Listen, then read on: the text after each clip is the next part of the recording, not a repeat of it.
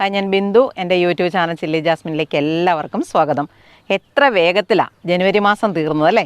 മഴക്കാലമൊക്കെ മാറി മഞ്ഞിൻ്റെ സമയവും കുറഞ്ഞു വന്നിരിക്കുകയാണേ. ഇപ്പോൾ സാധാരണ ഒരു രീതിയിലാണെങ്കിൽ ഒരു ഫെബ്രുവരി പകുതി ആകുന്നതിനോടുകൂടി ഒരു വേനൽക്കാലത്തിൻ്റെ തുടക്കം തന്നെയാകും. നല്ലോണം വെള്ളം ഒഴിച്ചു കൊടുക്കാനുള്ളവരാണെങ്കിൽ കൃഷിക്കാരെ സംബന്ധിച്ചിടത്തോളം ഈ ഫെബ്രുവരി മാസം എന്ന് പറയുന്നത് വളരെ നല്ലതാണ്. പലതരത്തിലുള്ള പച്ചക്കറി ചെടികൾ നട്ടുപിടിപ്പിക്കാനും, എന്നാൽ നട്ടുപിടിപ്പിക്കാൻ പറ്റാത്ത ചിലതും ഉണ്ട്. അങ്ങനെയുള്ള കാര്യങ്ങളെക്കുറിച്ചുള്ളതാണ് ഇന്നത്തെ നമ്മുടെ വീഡിയോ. എല്ലാ വീട്ടിലും ആവശ്യം വരുന്ന ഒന്നാണ് പച്ചമുളക്. പച്ചമുളക് നട്ടുപിടിപ്പിക്കാൻ നല്ല സമയമാണ് ഫെബ്രുവരി എന്ന് പറയുന്നത്. നമ്മൾ പച്ചമുളക് നട്ടുപിടിപ്പിക്കുമ്പോഴേ ഏകദേശം ഇത്രയുമെങ്കിലും വളർച്ചയായ പച്ചമുളകിൻ്റെ തൈകൾ നട്ടുപിടിപ്പിക്കുന്നതാണ് അവർ പെട്ടെന്ന് വളർന്നു കിട്ടാനും പെട്ടെന്ന് കായ്ഫലം ഉണ്ടാകാനും നല്ലത്. ഇനി ഈ പച്ചമുളക് പോലുള്ള ചെടികൾ നമ്മൾ നട്ടുപിടിപ്പിക്കുമ്പോൾ എപ്പോഴും ശ്രദ്ധിക്കാനുള്ളതെന്ന് പറയുന്നത് നല്ല വെളിച്ചവും കിട്ടണം, ചൂടും കിട്ടണം. അതുപോലെ മണ്ണിളക്കം നമ്മൾ പ്രത്യേകം ശ്രദ്ധിക്കേണ്ട ഒരു കാര്യമാണ് മുളക് നട്ടു വളർത്തുമ്പം.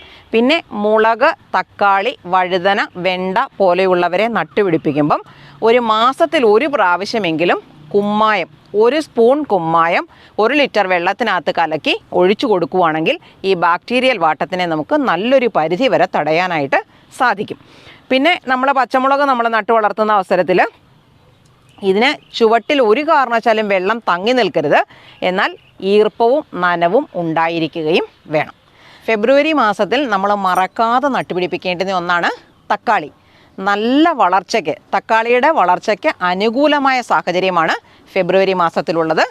നല്ല ചൂട് കിട്ടുന്ന സമയമാണ്, അതുപോലെ വെളിച്ചം കിട്ടുന്ന സമയമാണ്, അതുപോലെ ചുവട്ടിൽ നനവും ഈർപ്പവും കിട്ടുകയും വേണം തക്കാളിയുടെ നല്ല വിളവിന്. അപ്പോൾ ഇതൊക്കെ നമുക്ക് നേരത്തെ നട്ടുപിടിപ്പിച്ചിരിക്കുന്ന തക്കാളിയാണ്. ഇത് പഴുത്തു തുടങ്ങിയിട്ടുണ്ട്. ഞാനിപ്പോൾ ഈ തക്കാളിയെ അധികം ചുവന്ന് പഴുക്കാൻ ഇവിടെ നിർത്തത്തില്ല. ഇവിടെ നിർത്തിക്കഴിഞ്ഞാൽ എനിക്ക് കിളിത്തരത്തില്ല. അതുപോലെ നമ്മളുണ്ടല്ലോ, തക്കാളിയും മുളകും ഒക്കെ വളർത്തുന്ന അവസരത്തിൽ ഈ ചൂട് കാലം എന്ന് പറയുന്നത് പലതരത്തിലുള്ള കീടങ്ങളുടെയും അറ്റാക്ക് വരുന്ന ഒരു സമയമാണ്. അപ്പം കീടനിയന്ത്രണം നമ്മൾ കൃത്യമായി നടത്തിയിരിക്കണം. അത് ബിവേറിയ ഉപയോഗിക്കാം. ആഴ്ചയിൽ ഒരു പ്രാവശ്യം ബിവേറിയ ഉപയോഗിക്കുന്നത് നല്ലതാണ്. അതുപോലെ വേപ്പെണ്ണയും സോപ്പും ചേർത്ത മിശ്രിതം നല്ലതാണ്. അതുപോലെ സോഡാപ്പൊടിയും സോപ്പും ചേർത്തിട്ട്, അല്ലെങ്കിൽ സോഡാപ്പൊടിയും കുറച്ച് വെളുത്തുള്ളി ചതച്ചതിൻ്റെ നീരും കൂടെ ചേർത്ത് കീടങ്ങളുടെ നിയന്ത്രണത്തിന് നമ്മൾ ഉപയോഗിക്കുന്നത് വളരെ നല്ലതാണ്. ഫെബ്രുവരിയിൽ നട്ട് വളർത്താൻ പറ്റിയതാണ് കുക്കുംബർ. കുക്കുംബർ എന്ന് പറയുമ്പോൾ നമ്മുടെ സാലഡ് കുക്കുംബർ ആയാലും, സാലഡ് കുക്കുംബർ തന്നെ പല വെറൈറ്റിയിലുള്ളതുണ്ട്. എല്ലാ ഇനം സാലഡ് കുക്കുംബറും നമുക്ക് ഈ ഫെബ്രുവരി മാസത്തിൽ നട്ടുപിടിപ്പിക്കാം. അതുമാത്രമല്ല, നമ്മൾ കറി വെക്കുന്ന വെള്ളരി ഉണ്ടല്ലോ, അതും കുക്കുംബറിൻ്റെ വിഭാഗത്തിൽ വരുന്നതാണ്. അതും നമുക്ക് നട്ടുപിടിപ്പിക്കാൻ പറ്റുന്ന സമയമാണ്. ഇപ്പം നമ്മൾ ഫെബ്രുവരി മാസത്തിലെ കൃഷിയെക്കുറിച്ച് പറയുമ്പോഴായിരിക്കും എല്ലാ ആൾക്കാരും അല്ല, ചിലരൊക്കെയെങ്കിലും ഫെബ്രുവരി മാസത്തിൽ എന്തെങ്കിലുമൊക്കെ നമുക്ക് നട്ടുപിടിപ്പിക്കണമല്ലോ, അല്ലെങ്കിൽ ഇതൊക്കെ നമുക്ക് നട്ടുപിടിപ്പിക്കണമല്ലോ എന്നൊക്കെയുള്ളൊരു ചിന്തയുമായിട്ട് ഒരുങ്ങുന്നത്. അപ്പോൾ ആ സമയത്ത് നമുക്ക് വിത്ത് പാകി വയ്ക്കാനും, അതുപോലെ കുറച്ചും കൂടെ മുന്നോട്ട് പോകുന്ന സമയത്ത് അത് വളർന്നു വന്ന് വിളവ് തരികയും ചെയ്യുന്നൊരു സമയമാണ്.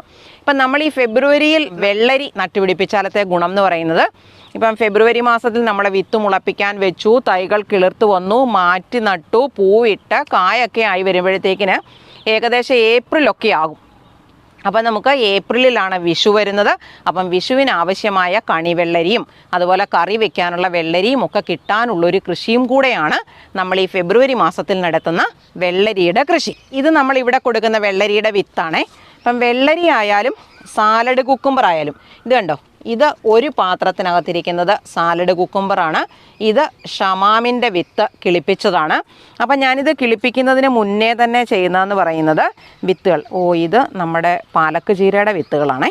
ഇത് ഞാൻ ഇന്നലെ രാവിലെ വെള്ളത്തിലിട്ട് വൈകുന്നേരം വെള്ളത്തിൽ നിന്ന് വാരി ഈ തുണിക്കകത്ത് കെട്ടിവെച്ചിരുന്ന കണ്ടോ, ഒന്നുപോലും ഇല്ലാതെ ഏകദേശം എല്ലാത്തിനും തന്നെ മുള വന്നിട്ടുണ്ട്. ഈ മുള വരുന്ന അവസരത്തിൽ വേണമെങ്കിൽ അല്ലെങ്കിൽ ഒരു ദിവസം കൂടെ കഴിഞ്ഞിട്ടായാലും മതി, ഇതുപോലെ നമ്മൾ ചെറിയ ചട്ടിക്കകത്തോ അല്ലെങ്കിൽ എവിടെയാണോ നിങ്ങൾക്ക് സൗകര്യമുള്ളത് അവിടെ, ഇത് നമ്മുടെ പോട്ടിംഗ് മിക്സ് തന്നെയാണ്. അപ്പം ഞാൻ ഈ മുളയുള്ള വിത്ത്, അതിപ്പം നമ്മുടെ മുള നേരെ മുകളിലോട്ട് വരണമെന്നൊന്നുമില്ല, ഇങ്ങനെ അങ്ങ് ഇട്ടിരുന്നാൽ മതി. ഞാൻ എപ്പോഴും ചെയ്യുന്നതെന്ന് പറയുന്നത്, ഒരു ചട്ടിക്കകത്ത് ഒരു 3-4 ഹോളുകളിലായി 2-3 വിത്തുകൾ. ഇപ്പം നമ്മൾ പയറിൻ്റെയും ഒക്കെ വിത്തുകൾ പാകി മുളപ്പിക്കുമ്പോൾ അറിയാം, മുളപ്പിക്കുന്നിടം വരെ വലിയ കുഴപ്പമില്ല. ചിലപ്പോഴാണെങ്കിൽ നമ്മളൊരു 4 ഇട്ടാൽ 3 ഒക്കെ ആയിരിക്കാം മുളച്ചും വരുന്നത്. മുളച്ചു വന്നതിന് ശേഷവും ചിലപ്പോൾ ആരോഗ്യത്തോടെ നിൽക്കുന്നവരുടെ എണ്ണം കുറവായിരിക്കാം.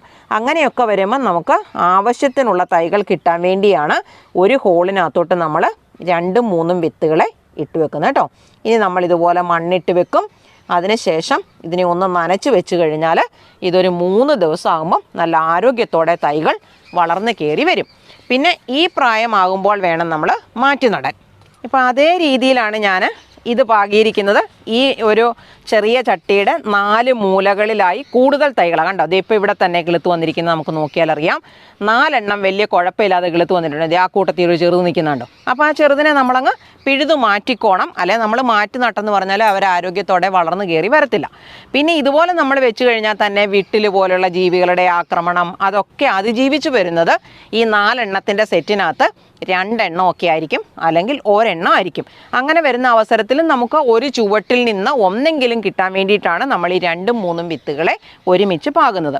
ഇപ്പം നമ്മൾ നമ്മുടെ തോട്ടത്തിൽ കൃഷി ചെയ്യുന്ന അവസരത്തിൽ, ഇപ്പം സാധാരണ അടുക്കളത്തോട്ടം എന്നൊക്കെ പറഞ്ഞാൽ നമ്മളൊരു കുറച്ച് സ്ഥലം വേർതിരിച്ചിട്ടായിരിക്കാം, അല്ലെങ്കിൽ ടെറസിലൊക്കെ ആയിരിക്കാം നമ്മൾ ചെയ്യുന്നത്. അപ്പോൾ അതിൻ്റെ ഒരു അരികു ഭാഗത്ത് ഒരു വേലി പോലെ ഒരു സംവിധാനം ഉണ്ടാക്കുന്നുണ്ടെങ്കിൽ അവിടേക്ക് നമുക്ക് ഇത്തരത്തിൽ പടർന്നു കയറുന്ന ചെടികളെ നല്ല സുഖമായിട്ട് വളർത്തിയെടുക്കാനായിട്ട് പറ്റും. വേലി പോലുള്ളൊരു ഭാഗത്തേക്ക് ഞാൻ ഇതിനകത്തുനിന്ന് 2 തൈകളെ മാറ്റി നടാൻ പോവുകയാണേ.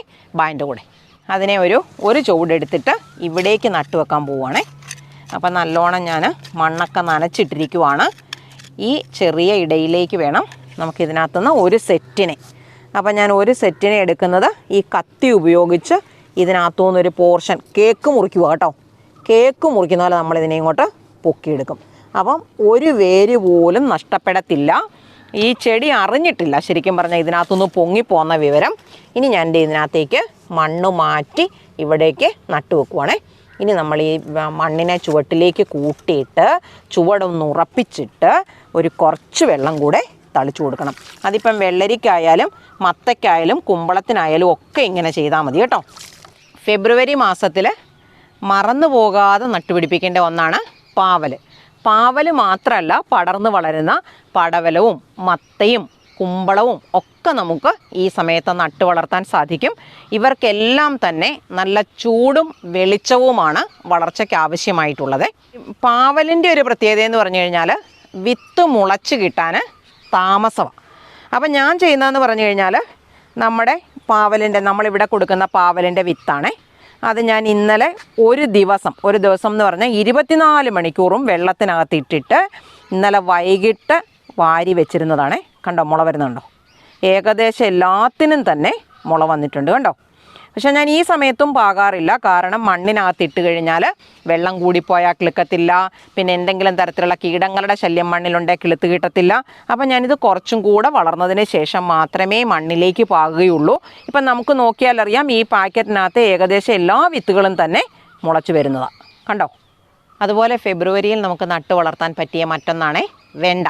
വെണ്ടയെന്ന് പറഞ്ഞാൽ ഇപ്പം നമുക്കൊരു സാമ്പാറിനകത്ത് ഇടാനാണേലും അതുപോലെ ഒരു തോരൻ വെക്കാനാണേലും കറി വെക്കാനും സ്റ്റൂ വെക്കാനും ഒക്കെ ഉപയോഗിക്കാൻ പറ്റുന്നതാണ് ഈ വെണ്ട എന്ന് പറയുന്നത്.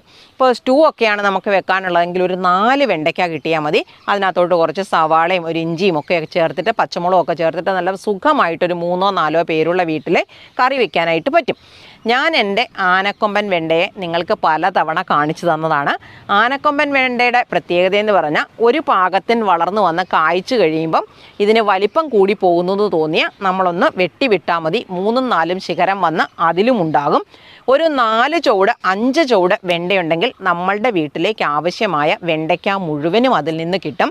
അപ്പോൾ വെണ്ട വളർത്തുമ്പോൾ നമ്മൾ ശ്രദ്ധിക്കേണ്ടതെന്ന് പറഞ്ഞു കഴിഞ്ഞാൽ എപ്പോഴും അവർക്ക് ചുവട്ടിൽ ഈർപ്പവും നനവും കിട്ടണം. അതുപോലെ നല്ല മണ്ണിളക്കമുള്ളവയായിരിക്കണം. അതുപോലെ നമ്മൾ ഒരാഴ്ച അല്ലെങ്കിൽ 2 ആഴ്ച കൂടുമ്പോഴെങ്കിലും ഇവർക്ക് വളവും കൊടുക്കണം. എങ്കിൽ മാത്രമേ നമുക്ക് നല്ല വിളവ് അതിൽ നിന്ന് കിട്ടുകയുള്ളൂ. നമ്മുടെ അടുക്കളത്തോട്ടത്തിൽ വഴുതന ഇല്ലാത്തവരാണെങ്കിൽ വഴുതനയും നമുക്ക് നട്ടുപിടിപ്പിക്കാൻ നല്ലതാണ്. വഴുതന പോലെയുള്ളവയ്ക്കെല്ലാം നല്ല ചൂടും വെളിച്ചവുമാണ് ആവശ്യം. ഇത് രണ്ടും ധാരാളം കിട്ടുന്നൊരു സമയമാണ് ഫെബ്രുവരി എന്ന് പറയുന്നത്. പിന്നെ നമ്മൾ വഴുതന നട്ടുപിടിപ്പിച്ചാലത്തെ ഒരു ഗുണമെന്ന് പറഞ്ഞാൽ ചുവട് പിടിച്ച് കിട്ടിയാൽ അതൊരു 3-4 വർഷം വരെ തുടർച്ചയായിട്ട് നമുക്ക് വിളവ് തരും, പ്രത്യേകിച്ച് മണ്ണിലാണെങ്കിൽ കേട്ടോ. പിന്നെ വഴുതനയുടെ ഒരു പ്രത്യേകത എന്ന് പറഞ്ഞാൽ പല കളറിലുള്ളവയുണ്ട്, അതുപോലെ പല ഷേപ്പിലുള്ളവയുണ്ട്, പല വലിപ്പത്തിലുള്ളവയുണ്ട്. നമ്മുടെ ഇഷ്ടം ഏതാണോ അതിൻ്റെ ഒരു 3-4 ചൂട് നമ്മൾ നട്ട് വളർത്തുക.